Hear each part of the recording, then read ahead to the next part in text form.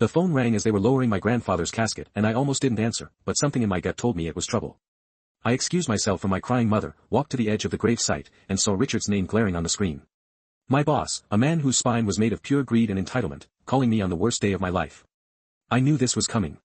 Richard had been an absolute nightmare for the past 2 years. I'd worked at his consulting firm, which was really just him taking credit for everyone else's work and pocketing the difference. He was a small man, physically, but his ego could fill a stadium, and he had a habit of treating his employees like serfs. Threats of being fired were as common as morning coffee. My grandfather, Papa Joe, was everything to me. He taught me how to fish, how to fix a car, and how to stand up for myself. Losing him hit me like a truck, and the funeral arrangements had fallen largely to me and my mom. I'd given Richard ample notice, weeks in advance, about the funeral and my need to take a few days off. He'd grumbled, naturally, but had grudgingly agreed. Or so I thought. The day before the funeral, he started with the passive-aggressive emails. "Hope you're enjoying your extended vacation," one read, despite me being up to my eyeballs in eulogy writing and logistical nightmares. Then came the texts, asking about specific client files, things that could easily wait. I ignored them, trying to hold on to my sanity. On the morning of the funeral, I woke up feeling hollow. The weight of the casket, the quiet sobs of my family, the cold earth, it was all too much. I was a pallbearer, standing shoulder to shoulder with my uncles, my suit feeling heavy and stiff. We had just finished the graveside service, the pastor's voice echoing in the crisp autumn air, and the undertakers were beginning the slow, solemn process of lowering Papa Joe into the ground. That's when Richard called. I answered, my voice tight with emotion. "Richard, now isn't a good time. We're literally at the gravesite." His voice, tinny and devoid of any human empathy, cut through the reverent silence. "I don't care where you are, Mark. This is important. Client X needs the final report, and you're the only one who knows where it is. It needs to be sent now." My jaw clenched. "I told you, it's on the shared drive. Anyone can access it. I prepped everything before I left. It's not there, Mark. And even if it was, they want your signature. We have a deadline, and you're jeopardizing it.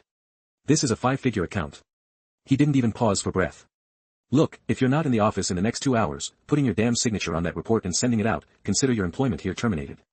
Understand?" I swear, my blood ran cold, then boiled.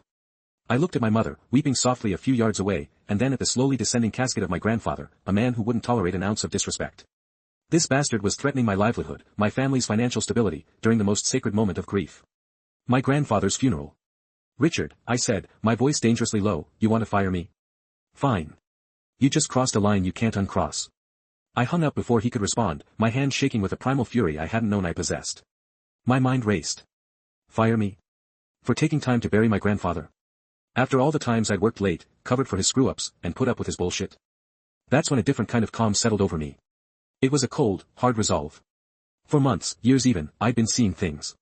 Questionable expenses, inflated invoices, offshore accounts that didn't quite add up. I was the office manager, privy to most of the financial records. I'd started quietly making copies, just in case, a nagging feeling telling me something was rotten. Richard was always bragging about how clever he was with taxes, how he saved money. I had a whole folder, digitally and a few hard copies hidden at home, of what looked like blatant embezzlement. Shell corporations, undocumented cash transfers, personal expenses disguised as business costs.